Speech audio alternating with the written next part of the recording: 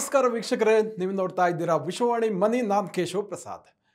ವೀಕ್ಷಕರೇ, ನೀವು ಭಾರತದ ವಿದೇಶಿ ಸಾಲ ಅಥವಾ ಎಕ್ಸ್ಟರ್ನಲ್ ಡೆಟ್ ಬಗ್ಗೆ ಸಾಕಷ್ಟು ವರದಿಗಳನ್ನು, ಮಾಹಿತಿಗಳನ್ನು ತಿಳಿದುಬರುವುದು.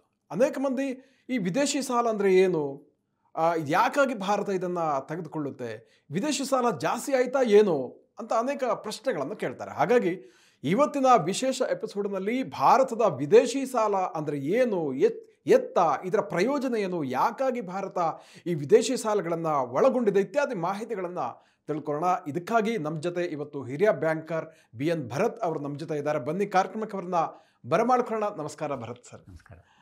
ಅಂದಹಾಗೆ ಈ ಭಾರತದ ವಿದೇಶಿ ಸಾಲದ ಬಗ್ಗೆ ಸಾಕಷ್ಟು ಚರ್ಚೆಗಳು ಆಗಾಗ ಆಗ್ತಾ ಇರುತ್ತೆ. ಇದು ಜಾಸ್ತಿ ಆಯಿತಾ, ಕಡಿಮೆ ಆಯಿತಾ, ಯಾಕಾಗಿ ತಗೊಳುತ್ತೆ ಇತ್ಯಾದಿ ಮಾಹಿತಿಗಳನ್ನು ಜನ ಚರ್ಚೆ ಮಾಡ್ತಾನೆ ಇರ್ತಾರೆ. ಸೊ ಹಾಗಾಗಿ ಮೊದಲನೇದಾಗಿ ನಮ್ಮ ವೀಕ್ಷಕರಿಗೆ ಏನಿದು ವಿದೇಶಿ ಸಾಲ ಅಂತ ಹೇಳ್ತೀರಾ ಅಂತ. ಹೌದು, ಈ ವಿದೇಶಿ ಸಾಲ ಅಥವಾ ಎಕ್ಸ್ಟರ್ನಲ್ ಡೆಟ್ ಅಂದರೆ ಸಾಮಾನ್ಯವಾಗಿ ಜನರಿಗೆ ಒಂದು ರೀತಿ ಗಾಬರಿ ಆಗುತ್ತೆ. ಇದೇನು ಸಾಲ, ಇಷ್ಟೊಂದು ಸಾಲ ಇದೆ ಅಂತ ಬರುತ್ತೆ. ಕರೆಕ್ಟ್. ಆದರೆ ಮುಖ್ಯವಾಗಿ ನಾವು ಇದರಲ್ಲಿ ಗಮನಿಸಬೇಕಾದ ವಿಷಯ ಏನು ಅಂತ ಹೇಳಿದ್ರೆ, ವಿದೇಶಿ ಸಾಲ ಅಂತ ಹೇಳಿದ್ರಲ್ಲಿ ಅದರಲ್ಲಿ ಬೇರೆ ಬೇರೆ ಅಂಶಗಳಿರುತ್ತೆ. ಉದಾಹರಣೆಗೆ ನಮ್ಮ ನಾನ್ ರೆಸಿಡೆಂಟ್ ಇಂಡಿಯನ್ಸ್ ಅಥವಾ ಅನಿವಾಸಿ ಭಾರತೀಯರು, ಇವರು ವಿದೇಶದಲ್ಲಿ ಬೇರೆ ಬೇರೆ ದೇಶಗಳಲ್ಲಿ ಇರ್ತಾರೆ. ಅವರು ಭಾರತದ ಬ್ಯಾಂಕ್ಗಳಲ್ಲಿ ದುಡ್ಡು ಇಡ್ತಾರೆ. ದುಡ್ಡು ಅಂದರೆ NRI ಡೆಪಾಸಿಟ್ಸ್, ಅನಿವಾಸಿ ಬ್ಯಾಂಕ್ಗಳಲ್ಲಿ ಠೇವಣಿಗಳನ್ನು ಇಡ್ತಾರೆ. ಅದು ರುಪಿ ಡೆಪಾಸಿಟ್ ಇರ್ಬೋದು ಅಥವಾ ಫಾರಿನ್ ಕರೆನ್ಸಿಲಿ ಅಂದರೆ ವಿದೇಶಿ ಕರೆನ್ಸಿಗಳಲ್ಲೇ ಅವರು ಡೆಪಾಸಿಟ್ ಇಡ್ಬೋದು.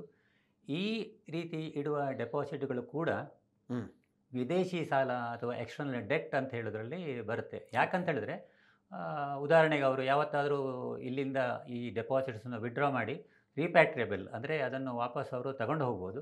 ತಗೊಂಡು ಹೋದರೆ ಅದು ಭಾರತ ದೇಶ ಸಾಲ ತಗೊಂಡಾಗ ಆಯ್ತಲ್ಲ, ಅದಕ್ಕೋಸ್ಕರ ಅದನ್ನು ಕೂಡ ಸಾಲ ಅಂತೇಳಿ ಟ್ರೀಟ್ ಮಾಡ್ತೀವಿ. ಹಾಗೆ ನೋಡಿದರೆ ಅದು ಬೇರೆ ರೀತಿ ಸಾಲದಾಗೆ ಅಲ್ಲ, ಇದು ಜನರು ಬ್ಯಾಂಕಲ್ಲಿ ಇಟ್ಟಂಥ ಒಂದು ಡೆಪಾಸಿಟ್. ಇದು ಕೂಡ ಗಮನಾರ್ಹ ಅಂಶದಲ್ಲೇ ಇರುತ್ತೆ. ಇದು ಒಂದು ಅದಾಯಿತು.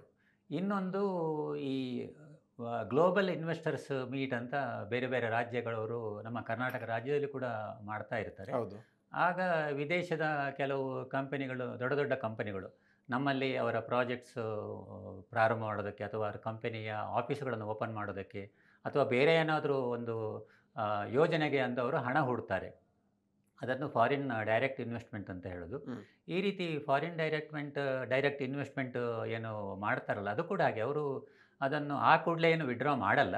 ಇದು ಕೂಡ ಭಾರತಕ್ಕೆ ಗಮನಾರ್ಹ ಸಂಖ್ಯೆಯಲ್ಲಿ ಬರ್ತಾ ಇರುತ್ತೆ. ಈ ವಿದೇಶದ ಸಂಸ್ಥೆಗಳು ಯಾಕೆ ಇದರಲ್ಲಿ ಹೂಡಿಕೆ ಮಾಡ್ತಾರೆ ಅಂತ ಹೇಳಿದ್ರೆ, ಅವರಿಗೆ ಮುಖ್ಯವಾಗಿ ಇಲ್ಲಿ ಲಾಭ ಬೇಕು. ಇಲ್ಲಿ ಇನ್ವೆಸ್ಟ್ ಮಾಡಿದರೆ ಅವರಿಗೆ ಅದರಲ್ಲಿ ಏನು ಅದರದ್ದು ಹುಟ್ಟುವಳಿ ಬರುತ್ತಲ್ಲ, ಅವರು ಅದರ ಲಾಭ. ಆಮೇಲೆ ನಮ್ಮ ಸರ್ಕಾರಕ್ಕೆ ಅಥವಾ ಜನರಿಗೆ ಅದರಿಂದ ಏನು ಲಾಭ ಅಂದರೆ, ಮುಖ್ಯವಾಗಿ ಇದರಲ್ಲಿ ಈಗ ಜನರಿಗೆ ಉದ್ಯೋಗ ಸೇರುತ್ತೆ. ಅಷ್ಟೇ ಅಲ್ಲ, ಅಲ್ಲಿ ಅವರು ಇನ್ವೆಸ್ಟ್ ಮಾಡಿದ ಮೇಲೆ ಈ ಥರ ಹೊಸ ಹೊಸ ಪ್ರಾಜೆಕ್ಟ್ಗಳು ಬಂದ ಮೇಲೆ ತೆರಿಗೆ ಸಿಗುತ್ತೆ, ನಮ್ಮ ಖಜಾನೆಗೆ ತೆರಿಗೆ ಬರುತ್ತೆ. ಇದೆಲ್ಲ ನಮ್ಮ ಆರ್ಥಿಕತೆಗೆ ಆಗುವಂಥ ಅನುಕೂಲಗಳು. ಇನ್ನೊಂದು ಗಮನಿಸಬೇಕಾದ ಅಂಶ ಅಂದರೆ, ಒಮ್ಮೊಮ್ಮೆ ನಮ್ಮ ಸರ್ಕಾರ ಕೂಡ ದೊಡ್ಡ ದೊಡ್ಡ ಪ್ರಾಜೆಕ್ಟ್ಸ್ ಇರುತ್ತೆ, ಮೂಲ ಸೌಕರ್ಯದ ಪ್ರಾಜೆಕ್ಟ್ಸ್. ಉದಾಹರಣೆ, ದೊಡ್ಡ ದೊಡ್ಡ ಅಣೆಕಟ್ಟಿರ್ಬೋದು ಅಥವಾ ಹೆದ್ದಾರಿಗಳಿರ್ಬೋದು ಅಥವಾ ಬೇರೆ ರಸ್ತೆಗಳಿರ್ಬೋದು, ಹೀಗೆ, ಅಥವಾ ಡ್ಯಾಮ್ಗಳು ಇರ್ಬೋದು. ಹೀಗೆ ಬೇರೆ ಬೇರೆ ರೀತಿಯಲ್ಲಿ ಎಲ್ಲೆಲ್ಲ ಅನುಕೂಲ ಅಥವಾ ಎಲ್ಲೆಲ್ಲ ಅವಶ್ಯಕತೆ ಇದೆ ಅಲ್ಲ, ಅಲ್ಲೆಲ್ಲ ಹೊರ ದೇಶದಿಂದ ಈ ಥರ ನಾವು ಸಾಲವನ್ನು ಪಡ್ಕೊಳ್ತೀವಿ. ಅದು ಒಂದು ರೀತಿಯಲ್ಲಿ ಇನ್ವೆಸ್ಟ್ಮೆಂಟ್ ರೀತಿಯಲ್ಲೇ ಬರುತ್ತೆ. ಇಲ್ಲಿ ಇನ್ನೊಂದು ಗಮನಿಸಬೇಕಾದ ವಿಷಯ ಏನಂತ, ಇದಕ್ಕೆಲ್ಲ ಬಡ್ಡಿ ಬಹಳ ಕಡಿಮೆ ಇರುತ್ತೆ. ನಮ್ಮ ದೇಶದ ಜನರ ಯಾಕೆ ಈ ರೀತಿಯ ಯೋಜನೆಗಳಿಗೆ ಹಣ ಸಂಗ್ರಹ ಮಾಡಬಾರ್ದು ಅಂತ ಹೇಳೋ ಪ್ರಶ್ನೆ ಬರುತ್ತೆ.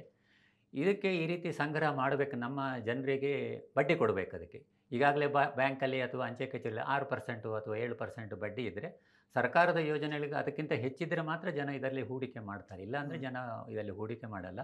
ಅದೇ ರೀತಿ ವಿದೇಶದಿಂದ ನೋಡಿದರೆ ಕಡಿಮೆ ಬಡ್ಡಿಯಲ್ಲಿ ಸಾಲ ಸಿಗುತ್ತೆ, 1% ಅಥವಾ 2% ಈ ರೀತಿಯ ಬಡ್ಡಿಯಲ್ಲಿ ಸಿಗುತ್ತೆ. ಇದು ವಿದೇಶಿ ಸಾಲ ಅಂದರೆ ಏನು ಅಂತ ಹೇಳಿ ನಮಗೆ ಗೊತ್ತಾಯಿತು. ಸದ್ಯ ಭಾರತ ಒಟ್ಟಾರೆ ನೋಡಿದರೆ $747 ಬಿಲಿಯನ್ ಅಷ್ಟು ಇದೆ. $1 ಬಿಲಿಯನ್ ಅಂದರೆ ಸರಿಸುಮಾರು ಈಗಿನ ವಿದೇಶಿ ವಿನಿಮಯ ದರದ ಪ್ರಕಾರ ಸೊ $1 ಅಂದರೆ $89 ಇರುತ್ತೆ. ಹೌದು. ಅಂದರೆ $1 ಬಿಲಿಯನ್ ಅಂದರೆ ಸರಿಸುಮಾರು 8,900 ಕೋಟಿ ರೂಪಾಯಿ ಆಯಿತು. ಹ್ಮ್. ಹಾಗೆ ಈ $747 ಬಿಲಿಯನ್ ಏನು ವಿದೇಶಿ ಸಾಲ ಇದಲ್ಲ, ಇದರಲ್ಲಿ ಬೇರೆ ಬೇರೆ ಅಂಶಗಳೆಲ್ಲ ಬಂದಿದೆ. ಅದೇ NRI ಡೆಪಾಸಿಟ್ಸ್ ಇರ್ಬೋದು, ಡೈರೆಕ್ಟ್ ಫಾರಿನ್ ಡೈರೆಕ್ಟ್ ಇನ್ವೆಸ್ಟ್ಮೆಂಟ್ ಇರ್ಬೋದು, ಈ ಥರ ಎಲ್ಲ ಬಂದಿದೆ. ಹ್ಮ್. ಆಮೇಲೆ ಇನ್ನೊಂದು ಮುಖ್ಯ ವಿಷಯ ಏನಂತ ಹೇಳಿದರೆ, ಈ ರೀತಿ ನಾವು ಪಡ್ಕೊಂಡ ಸಾಲ ಏನಿದೆಯಲ್ಲ, ಅಂದರೆ ಈ ರೀತಿ ಬೇರೆ ಬೇರೆ ಇನ್ವೆಸ್ಟ್ಮೆಂಟ್ಸ್ ಎಲ್ಲ ಏನು ತಗೊಂಡಿರ್ತೀವಲ್ಲ, ಇದು ನಮ್ಮ ಒಟ್ಟಾರೆ GDPಯ 19% ಮಾತ್ರ. ಹ್ಮ್. 19% ಅಂದರೆ 20ರಲ್ಲಿ 4 ಅಂಶ ಇಷ್ಟು ಮಾತ್ರ ನಮ್ಮಲ್ಲಿ ಬಂದಿರ್ತದೆ. ಇದೊಂದು ದೊಡ್ಡ ಮೊತ್ತ ಅಂತ ಏನಲ್ಲ. ಇದನ್ನು ರೂಪಾಯಿಗೆ ನಾವೀಗ ಅದನ್ನು ಕನ್ವರ್ಟ್ ಮಾಡಿದರೆ ಹ್ಮ್. $747 ಬಿಲಿಯನ್ ಬಹಳ ದೊಡ್ಡ ಮೊತ್ತ ಅಂತ ಅನಿಸ್ಬೋದು. ಕರೆಕ್ಟ್. ಅದು ರೂಪಾಯಿ ಲೆಕ್ಕದಲ್ಲಿ ಲೆಕ್ಕ ಹಾಕಿದರೆ 66 ಲಕ್ಷ ಕೋಟಿ ರೂಪಾಯಿ ಆಗುತ್ತದೆ. ದೊಡ್ಡ ಮೊತ್ತ ಅಂತ ಅನಿಸ್ಬೋದು. ಹ್ಮ್. ಆದರೆ ನಮ್ಮ GDP ನೋಡಿದ್ರೆ GDP ಸರಿಸುಮಾರು 350 ಲಕ್ಷ ಕೋಟಿ ಇದೆ. ಹ್ಮ್. ಸೊ ನಮ್ಮ GDPಯ ಹೋಲಿಕೆ ಮಾಡುವಾಗ ಈ ರೀತಿಯ ಸಾಲಗಳು ದೊಡ್ಡ ಸಾಲ ಅಲ್ಲ. ಅಂದ್ರೆ ಈಗ GDP ಅನ್ನ ರೂಪಾಯಿಗೆ ಕನ್ವರ್ಟ್ ಮಾಡಿದಾಗ ನಿಮಗೆ ಇದು ಅಂತ ದೊಡ್ಡದಂತ ಹೌದು, ಅನ್ಸಲ್ಲ, ಹೌದು, 60 ಲಕ್ಷ ಕೋಟಿ ಹೌದು. ಅಂತ. ಆಮೇಲೆ ಇನ್ನೊಂದು ಅದರಲ್ಲಿ ನಾನು ಹೇಳಿದಾಗ, ಇದರಲ್ಲಿ ಈ ಸಾಲ ಅಂದರೆ ಇದನ್ನು ಎಲ್ಲ ಒಂದೇ ಸಲ ವಿದೇಶದಲ್ಲಿರುವವರು, ನಮ್ಮ ನಿವಾಸಿ ಭಾರತೀಯರು ಯಾರು ಅದನ್ನು ಒಂದೇ ಸಲ ಅದನ್ನು ಯಾರು ವಿಡ್ರಾ ಮಾಡಲ್ಲ, ಹ್ಮ್. ಇಲ್ಲೇ ಇರುತ್ತೆ. ನಮ್ಮಲ್ಲಿ ಯಾಕೆ ಈ ಥರ ಇನ್ವೆಸ್ಟ್ ಮಾಡ್ತಾರೆ ಅಥವಾ ಹಣ ಹೂಡ್ತಾರೆ ಅಂದರೆ, ನಮ್ಮ ಆರ್ಥಿಕತೆಯಲ್ಲಿ ಬಹಳ ಸದೃಢವಾಗಿದೆ ಅಂತ ಹೇಳೋ ದೃಷ್ಟಿಯಿಂದ ಜನ ಈ ರೀತಿ ನಮಗೆ ಸಾಲ ಕೊಡ್ತಾರೆ. ಅದೇ ರೀತಿ ವಿದೇಶಿ ಕಂಪನಿಗಳು ನಮಗೆ ಸಾಲ ಕೊಡಬೇಕು ಅಂತಾದರೆ ನಮ್ಮ ರೇಟಿಂಗ್ ಅಂತ ನೋಡ್ತಾರೆ, ಎಕ್ಸ್ಟರ್ನಲ್ ರೇಟಿಂಗ್. ಸದ್ಯಕ್ಕೆ ನಮ್ಮ ಎಕ್ಸ್ಟರ್ನಲ್ ರೇಟಿಂಗ್ ಕೂಡ ಸದೃಢವಾಗಿ ಇದೆ. ಹಾಗಾಗಿ ನಮಗೆ ವಿದೇಶದಿಂದ ಹಣ ಸಂಗ್ರಹ ಮಾಡೋದು ಯಾವುದೇ ರೀತಿಯ ಕಷ್ಟ ಅಲ್ಲ. ಇನ್ನೊಂದು ಮುಖ್ಯ ಅಂಶ ಅಂದರೆ, ಈ ವಿದೇಶಿ ವಿನಿಮಯ ದಾಸ್ತಾನು ಅಂತ ಇರುತ್ತೆ, ಅಂದರೆ ಫಾರಿನ್ ಎಕ್ಸ್ಚೇಂಜ್ ರಿಸರ್ವ್, ಅದು ಕೂಡ ನಮ್ಮ ದೇಶದಲ್ಲಿ ಸುಭದ್ರವಾಗಿ ಇದೆ. ಕರೆಕ್ಟ್. ಸದ್ಯ $700 ಬಿಲಿಯನ್ ನಷ್ಟಿದೆ. ಹ್ಮ್. ನಮ್ಮ ಈಗಿನ ಈ ವಿದೇಶಿ ಸಾಲ ಇರೋದು $747 ಬಿಲಿಯನ್. ಅಲ್ಲಿ Almost ಸಾಮಾನ್ಯವಾಗಿ ಸರಿ ಇರುವ ಕಾರಣ ಇದರಲ್ಲಿ ಯಾವುದೇ ರೀತಿಯ ಒಂದು ಗಾಬರಿಯಾಗುವಂಥ ಅಂಶಗಳು ಅಂಶ ಏನೂ ಯಾವುದಿಲ್ಲ. ಇಲ್ಲ. ಹ್ಮ್. ಆಮೇಲೆ ಇನ್ನೊಂದು ಗಮನಿಸಬೇಕಾದ ಅಂಶ ಅಂತ ಹೇಳಿದ್ರೆ, ಸಾಮಾನ್ಯವಾಗಿ ಮುಂಚೆ ಎಲ್ಲ ನಮ್ಮ ದೇಶ ಬಡ ರಾಷ್ಟ್ರ ಅಂತ ಆಗ ಹಣೆಪಟ್ಟಿ ಇತ್ತು. ಆಗ ನಾವು ಪ್ರತಿಯೊಂದಕ್ಕೂ ವಿದೇಶಿನ ಸಾಲ ಪಡ್ಕೊಳ್ತಾ ಇದ್ದೆವು. IMF ಇರ್ಬೋದು ಅಥವಾ ವರ್ಲ್ಡ್ ಬ್ಯಾಂಕ್ ಇರ್ಬೋದು, ಇದರಿಂದ ಸಾಲ ತಗೊಳ್ತಾ ಇದ್ದೀವಿ. 1993ರಿಂದ ನಮ್ಮ ದೇಶ IMF ಅಂದರೆ ಈ ಅಂತಾರಾಷ್ಟ್ರೀಯ ಹಣಕಾಸು ನಿಧಿ, ಅಲ್ಲಿಂದ ಯಾವುದೇ ಸಾಲವನ್ನು ಪಡ್ಕೊಂಡಿಲ್ಲ. ಅಷ್ಟೇ ಅಲ್ಲ, ಮೊದಲು ಪಡ್ಕೊಂಡಿದ್ದ ಸಾಲವನ್ನು 2000ವರೆಗೆ ಎಲ್ಲವನ್ನು ಸಾಲ ಮರುಪಾವತಿ ಮಾಡಿ ಆಗಿದೆ. ಓಹೋ. ಈಗ ಒಂದು ಸಣ್ಣ ಮೊತ್ತ ವರ್ಲ್ಡ್ ಬ್ಯಾಂಕಿಂದ ಮಾತ್ರ ಇದೆ ಅಷ್ಟೇ. ಅದು ಕೂಡ ಈ ಕೋವಿಡ್ ಸಮಯದೆಲ್ಲ ಕೆಲವೆಲ್ಲ ಆರೋಗ್ಯ ಸಂಬಂಧಿ ಕೆಲವೆಲ್ಲ ಕೆಲಸಗಳಿಗೆ ಬೇಕಾಗಿ ತಗೊಂಡು ಬಿಟ್ಟರೆ, ನಾವು ದೊಡ್ಡ ರೀತಿಯಲ್ಲಿ ಯಾವ ಅಂತಾರಾಷ್ಟ್ರೀಯ ಸಂಸ್ಥೆಗಳನ್ನು ಸಾಲ ಪಡ್ಕೊಳ್ತಾ ಇಲ್ಲ. ಹ್ಮ್. ಅದೇ ಬೇರೆ ದೇಶಗಳದ್ದು ಹೇಗೆ ಅಂತ ಹೇಳುವ ಪ್ರಶ್ನೆ ಬರ್ಬೋದು. ಉದಾಹರಣೆಗೆ ಅಮೇರಿಕವನ್ನೇ ನಾವು ಪ್ರಪಂಚದ ದೊಡ್ಡಣ್ಣ ಅಂತ ಹೇಳ್ತೇವೆ, ದೊಡ್ಡ ರಾಷ್ಟ್ರ ಅಂತ ಹೇಳ್ತೇವೆ. ನಮ್ಮ ದೇಶದಲ್ಲಿ $747 ಬಿಲಿಯನ್ ಅಷ್ಟು ವಿದೇಶಿ ಸಾಲ ಇದ್ದರೆ, ಅಮೇರಿಕಾದಲ್ಲಿ 26 ಟ್ರಿಲಿಯನ್, ಅಂದರೆ 1 ಟ್ರಿಲಿಯನ್ ಅಂದರೆ 1,000 ಬಿಲಿಯನ್, ಅಂದರೆ 26,000 ಬಿಲಿಯನ್ ನಷ್ಟು ಅವರ ವಿದೇಶಿ ಸಾಲ ಇದೆ. ದೊಡ್ಡ ಸಾಲದಲ್ಲೇ ಮುಳುಗಿದೆ. ದೊಡ್ಡ ಸಾಲದಲ್ಲೇ ಅಮೇರಿಕ ಮುಳುಗಿದ್ದಾರೆ. ಬಹುಶಃ ಅಮೇರಿಕದ ಅಧ್ಯಕ್ಷರು ಈಗ ಏನು make America great again, MAG ಇದೆಲ್ಲ ಮಾಡ್ತಾ ಇದ್ದಾರೆ. ಅದೇ ರೀತಿ ಬೇರೆ ಬೇರೆ ದೇಶಗಳ ಮೇಲೆ ಟ್ಯಾರಿಫ್ ಅಥವಾ ಪ್ರತಿಸುಂಕಗಳನ್ನು ವಿಧಿಸ್ತಾ ಇರ್ತಾರಲ್ಲ. ಕರೆಕ್ಟ್. ಈ ಕಾರಣಗಳು ಅದರಲ್ಲಿ ಇರುತ್ತೆ. ಈ ಕಾರಣಗಳು ಕೂಡ ಅಲ್ಲಿ ಹೇಗೆ ಅಂತ ಹೇಳಿದ್ರೆ, ಅವರ GDP ಇದೆಲ್ಲ, GDPಗೆ ಸರಿಸಮ ಆಗುವಷ್ಟು ಈ ರೀತಿ ವಿದೇಶಿ ಸಾಲಗಳಿದೆ. ಒಂದು ರೀತಿಯಲ್ಲಿ ನೋಡೋದಾದರೆ ಅವರ ದೇಶದ ವ್ಯವಹಾರ ಅವರಿಗೆ ಬಿಟ್ಟಿದ್ದು, ಆದರೂ ಕೂಡ ಅವರ ದೇಶ ನಡೀತಾ ಇರೋದು ಒಂದು ರೀತಿಯಲ್ಲಿ ನೋಡೋದಾದರೆ ಈ ರೀತಿ ವಿದೇಶಿ ಸಾಲದ ಮೂಲಕವೇ ನಡೀತಾ ಇದೆ.